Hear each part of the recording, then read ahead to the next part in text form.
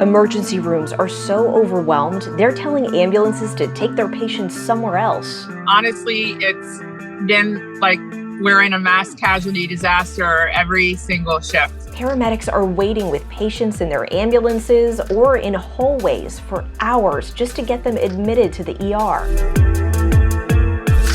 All of our beds are full. We got people everywhere we can. Is our healthcare system at a breaking point right now? We're close to it.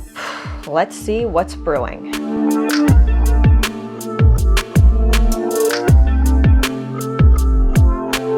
I'm Jenna Bourne, and I'm an investigative reporter at 10 Tampa Bay. If you're new here, welcome to our caffeine-fueled, homemade deep dive into issues that matter to you. Make sure you subscribe so you don't miss an episode. I started looking into this story when a medical professional reached out to me, saying emergency rooms across the Tampa Bay area's biggest county, Hillsborough, were asking ambulances to take their patients somewhere else. It's called going on bypass. Have you ever seen so many hospitals in Florida on bypass before? No, this is incredibly unusual. I'm halfway through my shift, and this is probably, I don't know, my 12th COVID patient so far today. I mean, just listen to how this Plant City ER nurse describes what every day is like while the Delta variant surges in Florida. It's been like we're in a mass casualty disaster every single shift. We are out of beds. We are out of resources. And as ERs fill up, they go on bypass. So that's telling an ambulance, take the patient to another hospital that's not as busy. In Hillsborough County, bypass has become so common, they launched an online bypass dashboard last month to help paramedics out in the field stay on top of where they can take their patients. What was the system before you had this dashboard? It relied heavily on landlines, phone calls being made between facilities, between EMS agencies. So for the past several weeks, I've been taking screenshots of the Hillsborough County Hospital status dashboard, just trying to keep track of which ERs are on bypass when. And I had to show you what's going on right now. It's August 11th as I'm recording this. It's late afternoon, and every single hospital ER in Hillsborough County is on some kind of bypass right now. When they're not on bypass, they're on green. We're seeing all red, yellow, and orange here.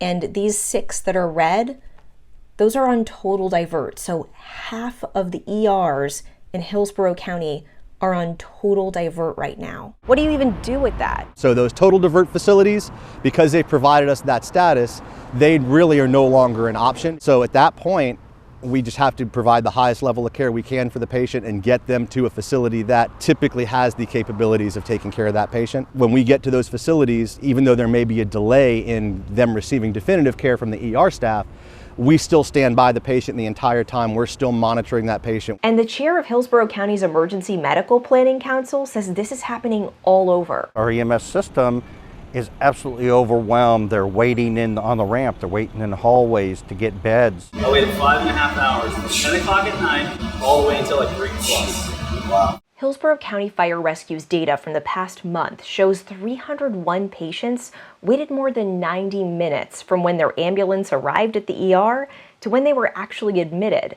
The longest wait, 8 hours and 4 minutes. And those ambulances tied up for hours, parked outside ERs, waiting to transfer their patients, that means they can't go to the next 911 call. If I'm just a family living in this community right now and I'm worried about the next time I call 911, what would you say to them? EMS may or may not be able to get to them on time. So why is this happening?